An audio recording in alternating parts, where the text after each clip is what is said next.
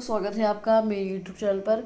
मैं आपके लिए आज फिर से लाई हूँ इन्वायरमेंटल एंड इकोलॉजी के कुछ क्वेश्चंस जो आपके एग्जाम के लिए इंपॉर्टेंट होने वाले हैं। तो चलिए शुरू करते हैं। पहला क्वेश्चन है इकोलॉजिकल रिडंडेंसी का क्या अर्थ है। क्या अर्थ है इकोलॉजिकल रिडंडेंसी का? तो उसका अर्थ है किसी परितंत्र में समान कार्य करने वाली अनेक प्रजातियों की उपस्थिति की। एक परितंत्र है लेकिन उसमें समान कार्य करने वाली अनेक प्रजातियाँ हैं। पारिस्थितिकी अतिरेकता जिसे फंक्शनल रिडंडेंसी भी कहते हैं, पारिस्थितिकी एक महत्वपूर्ण अवधारणा है। इसका सीधा सा मतलब है कि एक ही पारिस्थितिकी तंत्र में, एक ही इकोसिस्टम में एक ही काम जैसे परागण, नाइट्रोजन स्थिरीकरण या शाकाहार करने के लिए एक से अधिक प्रजातियां मौजूद होती हैं। यह परितंत्र के लिए क्यों महत्वपूर्ण होती है? यह अवधारणा परितंत्र के लिए एक सुरक्षा का काम करती है। अगर किसी कारणवश जैसे बीमारी, जलवायु परिवर्तन या फिर मानवीय गतिविधियों का कारण एक प्रजाति विलुप्त हो जाती है तो उसकी संख्या क्या कम हो जाती है तो उसकी जगह समान कार्य करने वाली दूसरी प्रजाति इस भूमिका को संभाल लेती है। इसे पूरा परितंत्र ढहने से बच जाता है। एक एग्जाम्पल मैं आपको बताती हूँ कि किसी जंगल में यदि फल देने वाले पेड़ों के परागण के लिए मधुमक्खियों के साथ साथ तितलियाँ, चमगादड़ और कुछ पक्षी भी वही काम कर रहे हैं, तो मधुमक्खियाँ की अगर कम हो जाएंगी तो पौधों का प्रजनन पूर्ण रूप से चलता रहेगा, वो पूरी तरह से नहीं रुकेगा। नेक्स्ट क्वेश्चन आते हैं। निम्न कथनों पर विचार कीजिए। पहला कथन है इकोलॉजिकल रिस्टोरेशन का उद्देश्य क्षतिग्रस्त पारितंत्र को पुनर्स्थापित करना है, और सेकंड है रिक्लेमेशन और रिस्टोरेशन समान अवधारणा है। तो इनमें से कौन सही है? इसमें से केवल वन सही है। क्यों सही है? इकोलॉजिकल रिस्टोरेशन का उद्देश्य क्षतिग्रस्त पारितंत्र को पुनर्स्थापित करना है। इकोलॉजिकल रिस्टोरेशन पारिस्थितिकी पुनर्स्थापन का मुख्य उद्देश्य मानवीय गतिविधियों, प्रदूषण या प्राकृतिक आपदाओं के कारण क्षतिग्रस्त, नष्ट या निम्नीकृत हो चुके पारिस्थितिकी तंत्र की सेहत, अखंडता और निरंतरता को वापसी पटरी पर लाना और उसे पुनर्स्थापित करना होता है। सेकंड इसलिए गलत है कि दोनों समान अवधारणाएं नहीं हैं। हालांकि दोनों का लक्ष्य पर्यावरण में सुधार करना है, लेकिन दोनों के दृष्टिकोण और गहराई में बड़ा अंतर है। क्या होता है रिस्टोरेशन का मतलब? पारितंत्र को उसकी मूल स्थिति में वापस लाना, जैसे वह मानवीय हस्तक्षेप या क्षति से पहले थी, बिल्कुल उसी तरह लाना। लेकिन जो रिक्लेमेशन होता है वो क्षतिग्रस्त भूमि को फिर से उपयोग करने योग्य बनाना, भले ही वह अपने मूल रूप में ना लौटे।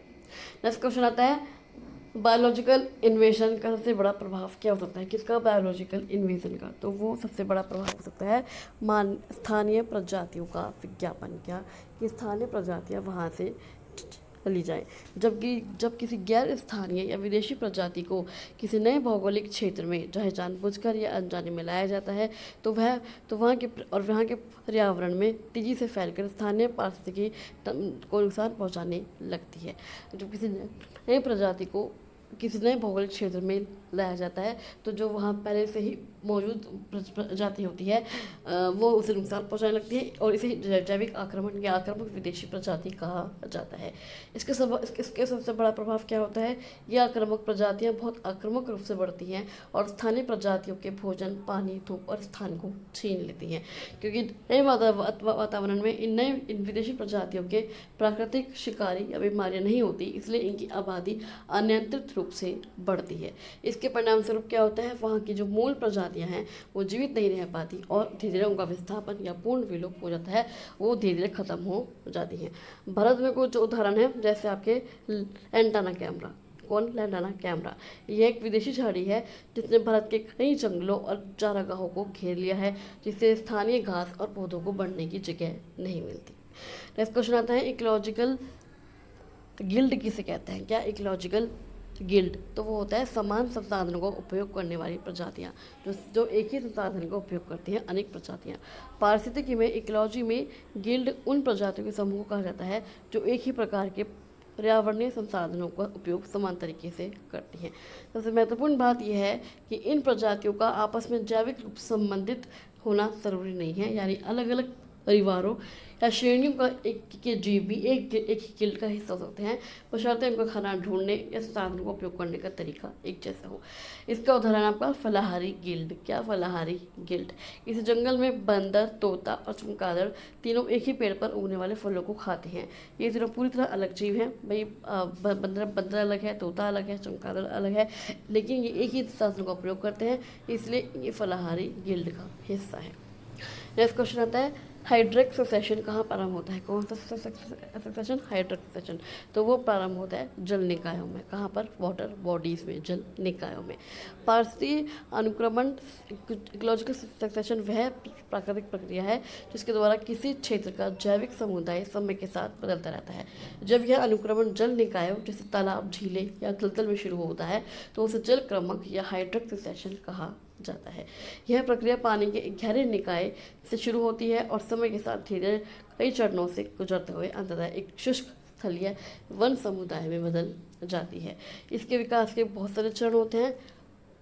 प्लवक चरण, जो जिसे हम कहते हैं फाइटोप्लैंक्टन स्टेज, फिर आता है जलमग्न चरण, फिर प्लावी चरण, सर्कट मंच चरण, कच्छ शाधल चरण, झाड़ी चरण और चरम वन चरण। नेक्स्ट क्वेश्चन आता है इकोलॉजिकल रिलीज क्या दर्शाता है? क्या दर्शाता है इकोलॉजिकल रिलीज? तो वो दर्शाता है प्रतिस्पर्धा कम होने पर प्रजाति का विस्तार, कि अगर प्रतिस्पर्धा कम हो जाए तो उस प्रजाति का विस्तार हो जाता है। इकोलॉजिकल रिलीज तब होता है जब कोई प्रजाति अपने पर्यावरण में प्रतिस्पर्धा या विकारियों की कमी के कारण अपने संसाधनों के उपयोग, आवास या भौगोलिक क्षेत्र का अत्यधिक विस्तार कर लेती है। जब किसी जीव को दबाने वाले कारक जैसे उसके प्रतिस्पर्धी जीव या उसका शिकार करने वाले शिकारी हट जाते हैं तो वह प्रजाति मुक्त महसूस करती है और उन जगहों या संसाधनों का भी इस्तेमाल करने लगती है जो वह पहले डर या प्रतिस्पर्धीकरण नहीं कर पा रही थी। यह स्थिति कब पैदा होती है? यह स्थिति दो स्थितियों में देखी जा सकती है। या तो द्वीपों पर, जब कोई प्रजाति किसी भूभाग से किसी ऐसे द्वीप पर पहुंचती है जहाँ बहुत कम अन्य प्रजातियां होती हैं, जहाँ वहाँ वह अपने मूल स्वभाव से हटकर कई तरह के नई आवासों और खान पान को अपना लेती हैं। उसके बाद आता है आक्रामक विदेशी प्रजातियाँ। जब किसी प्रजाति को अपने नए भौगोलिक क्षेत्र में ले जाया जाता है और उसका वहाँ शिकार करने वाला कोई प्राकृतिक शिकारी नहीं होता तो वह बेकाबू होकर फैल जाती है, जैसे भारत में जलकुंभी या फिर एंटाना का फैलाव। मान लीजिए एक जंगल में दो पक्षी हैं जो एक ही पेड़ के फल खाते हैं। यदि किसी कारणवश एक प्रजाति वहाँ से पूरी तरह चली जाए तो बची हुई दूसरी प्रजाति पूरे पेड़ पर कब्जा कर लेगी और अपनी आबादी तेजी से बढ़ाएगी। नेक्स्ट क्वेश्चन आता है इंडिकेटर स्पाइसेस का प्रयोग किस लिए जाता है? किसका? इंडिकेटर स्पाइसेस का। तो वो क्या आता है? पर्यावरणीय गुणवत्ता का आकलन करने, टू एक्सेस एनवायरमेंटल क्वालिटी। है क्या ये इंडिकेटर स्पाइसेस? इंडिकेटर स्पाइसेस संकेतक प्रजाति या सूचक प्रजाति कोई भी ऐसा जीव, पौधा या जंतु या सूक्ष्म जीव होते हैं जिसकी उपस्थिति, अनुपस्थिति, संख्या या स्वास्थ्य से उस पूरे पारिस्थितिकी तंत्र के स्वास्थ्य और पर्यावरणीय गुणवत्ता का पता चलता है। जैसे लाइकीन। क्या? लाइकीन।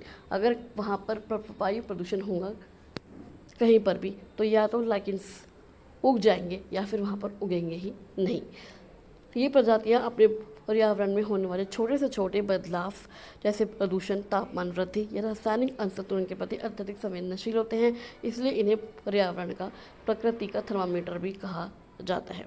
मेंढक और उभयचर, इनकी त्वचा बहुत पतली और पारगम्य होती है जिससे ये पानी और हवा के रसायनों को सोख लेते हैं। पानी या मिट्टी में थोड़ा भी प्रदूषण होगा तो इनकी संख्या घटने लगती है जिससे जल प्रदूषण पता चलता है। महंगे वैज्ञानिक उपकरणों से प्रदूषण मापने के बजाय वैज्ञानिक इन प्रजातियों की स्थिति देखकर यह आसानी से मान जाते हैं कि इकोसिस्टम कितना स्वस्थ है या कितना बीमार है। नेक्स्ट क्वेश्चन आता है एज स्पाइसेस सामान्यतः कहाँ पाई जाती है? कौन सी स्पाइसेस? As spices. तो वो पाई जाती है दो आवासों की सीमा पर। कहाँ पर? दो आवासों की सीमा पर। पारिस्थितिकी में जहाँ दो अलग अलग प्रकार के पारिस्थितिक तंत्र या आवास, जैसे एक तरफ घना जंगल है और दूसरी तरफ खुला घास का मैदान है, आपस में मिलते हैं, उस संधि स्थल या सीमांत क्षेत्र को ही हम इकोटोन या एज कहते हैं। एक तरफ घना जंगल है और एक तरफ एक घास का मैदान है, जहाँ वो जगह जहाँ वो दोनों मिल रहे हैं उसे ही कहते हैं एज या फिर इकोटोन। इन सीमा रेखा पर संसाधनों की विविधता दोनों आवाज़ों से अलग अलग और कभी कभी अधिक होती है। इस किनारे वाले क्षेत्र में पाई जाने वाली प्रजातियों को ही एज स्पाइसेस कहा जाता है, जो यहाँ पर पाई जाती है इन किनारों पर। क्या होती है इसकी विशेषताएं? दो आवासों की सीमा पर पर्यावरणीय परिस्थितियाँ जैसे धूप, हवा, नमी और तापमान दोनों मूल आवासों के आंतरिक हिस्से से काफ़ी अलग होती है। इस बदलाव के कारण ही इस सीमांत क्षेत्र में कुछ विशेष प्रजातियों की संख्या और घनत्व अपने मूल आवासों की तुलना में बहुत अधिक होता है। इसी घटना को कहते हैं एज इफेक्ट। एक उदाहरण मैं आपको बताती हूँ।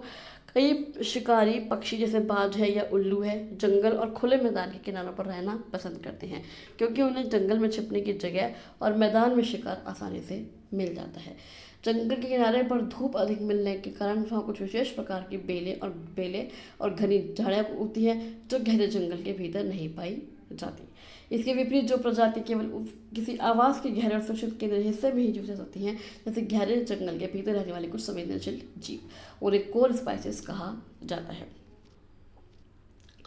नेक्स्ट क्वेश्चन आते हैं, इकोलॉजिकल कैरिंग कैपेसिटी से क्या तात्पर्य है? किसका? इकोलॉजिकल कैरिंग कैपेसिटी से किसी क्षेत्र द्वारा समर्थित अधिकतम जनसंख्या, किसी क्षेत्र द्वारा समर्पित अधिकतम जनसंख्या।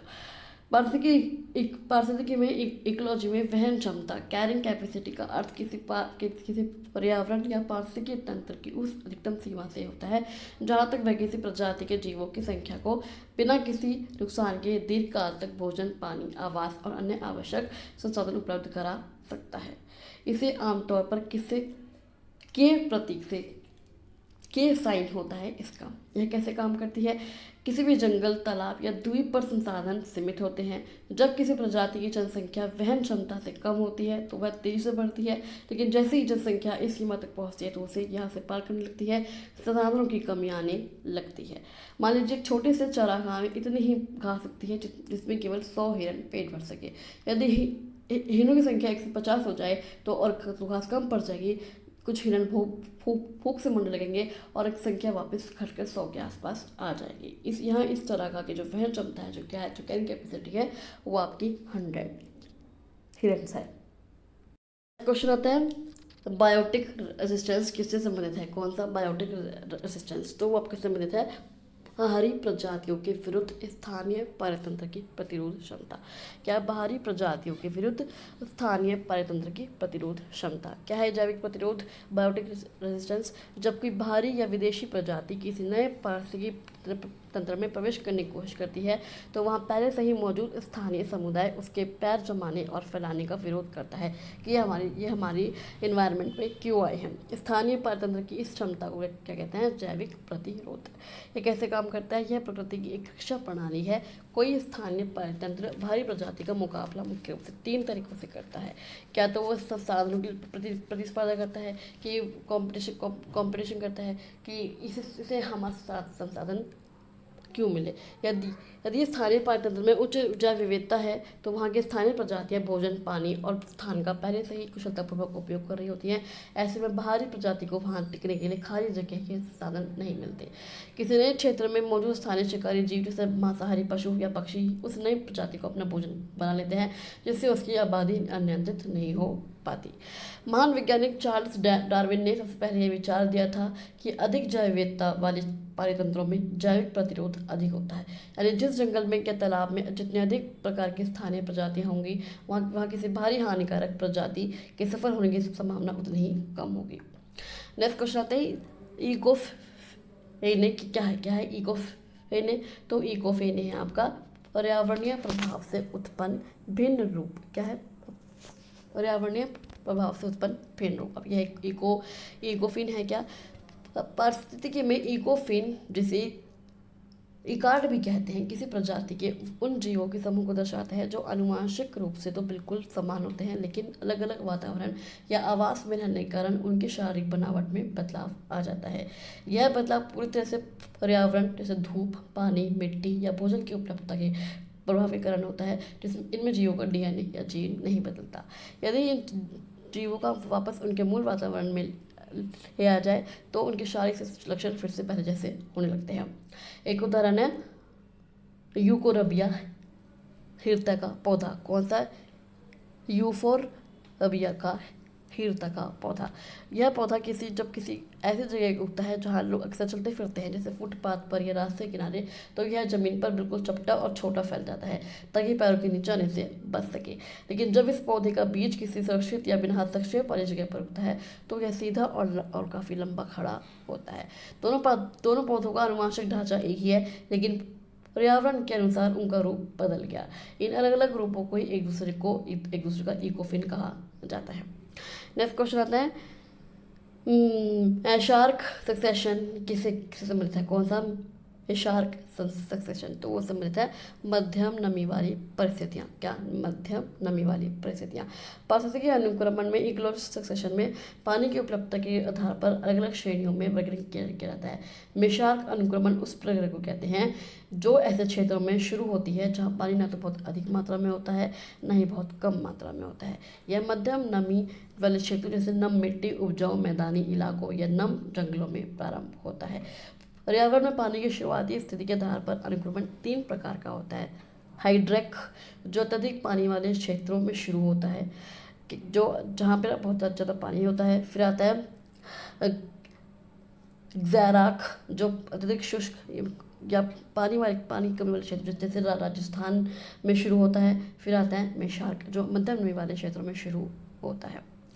इन तीनों प्रकार के अनुक्रमणों की खास बात यह है कि शुरुआत पानी से हो या सूखे से हो या मध्यम नमी से हो, ये सभी अंत में एक मैशिक परिस्थिति की ओर बढ़ते हैं। प्रकृति हमेशा संतुलन पसंद करती है। नेक्स्ट क्वेश्चन आता है इकोलॉजिकल होम्योस्टेसिस क्या दर्शाता है? नेक्स्ट क्वेश्चन आता है इकोलॉजिकल होम्योस्टेसिस क्या दर्शाता है? तो वो दर्शाता है पारितंत्र पर संतुलन बनाए रखने की क्षमता। क्या? पारितंत्र का संतुलन बनाए रखने की क्षमता है। क्या ये इकोलॉजिकल होमोस्टेसिस? इकोलॉजिकल होमोस्टेसिस या पारिस्थितिकीय समस्थापन किसी पारिस्थितिकी तंत्र की वह आंतरिक क्षमता है जिसके द्वारा वह बाहरी बदलावों, गड़बड़ियों या झटकों जैसे सूखा, बाढ़ किसी प्रजाति की संख्या में अचानक उतार चढ़ाव के बावजूद खुद को नियंत्रित करता है और अपने संतुलन और स्थिरता को बनाए रखता है। यह प्रकृति का अपना सेल्फ रेगुलेशन या स्वचालित नियंत्रण तंत्र। यह कैसे काम करता है? पारितंत्र उस संतुलन को फीडबैक तंत्र के जरिए नियंत्रित करता है। मान लीजिए किसी जंगल में अनुकूल मौसम के कारण अचानक घासों का उत्पादन बहुत बढ़ जाता है। घास बढ़ने से उसे खाने वाली शाकाहारी जीवों जैसे खरगोशों की संख्या भी तेजी से बढ़ेगी। खरगोशों की संख्या बढ़ते ही उनका शिकार करने वाले मांसाहारी जीवों को अधिक भोजन मिलेगा, जिससे लोमड़ियों की आबादी भी बढ़ जाएगी। बढ़ी हुई लोमड़ियाँ वापस खरगोशों की संख्या को कम कर देंगी और घास भी वापस सामान्य स्तर पर आ जाएगी। इस प्रकार प्रकृति में किसी भी चीज़ की अति या कमी को वह एक तंत्र स्वतः ही संतुलित कर देता है। नेक्स्ट क्वेश्चन आते हैं पॉपुलेशन डिस्पर्सन का कौन सा प्रकार सबसे सामान्य माना जाता है? कौन सा पॉपुलेशन डिस्पर्सन का सबसे सामान्य प्रकार? तो वह आपका क्लम्प्ड। कौन सा? क्लम्प्ड, गुच्छित या समूहित। क्या है पॉपुलेशन डिस्पर्सन? किसी भौगोलिक क्षेत्र में एक ही प्रजाति के जीव एक दूसरे के सापेक्ष किस प्रकार फैले या वितरित है, उसे पॉपुलेशन डिस्पर्सन कहा जाता है। प्रकृति में मुख्य रूप से इसके 3 प्रकार देखने को मिलते हैं। क्लम्प्ड क्या होता है? जो सबसे सामान्य माने जाते हैं। वितरण में जीव छोटे छोटे समूहों, झुंडों या गुच्छों में एक साथ रहते हैं। प्रकृति में यह सबसे आम पैटर्न है। इसके पीछे क्या कारण हो सकते हैं? प्रकृति में भोजन, पानी, सुरक्षा या अनुकूल मिट्टी हर जगह एक समान नहीं होती। जहाँ संसाधन प्रचुर मात्रा में होते हैं वहाँ जीव समूह बनाकर रहने लगते हैं। मान लीजिए हाथियों या हिरणों का झुंड। पानी के किसी स्रोत जैसे तालाब के चारों ओर जमा हुए जंगली जानवर किसी विशेष नम जगह पर एक साथ उगे हुए पौधे या मशरूम के गुच्छे।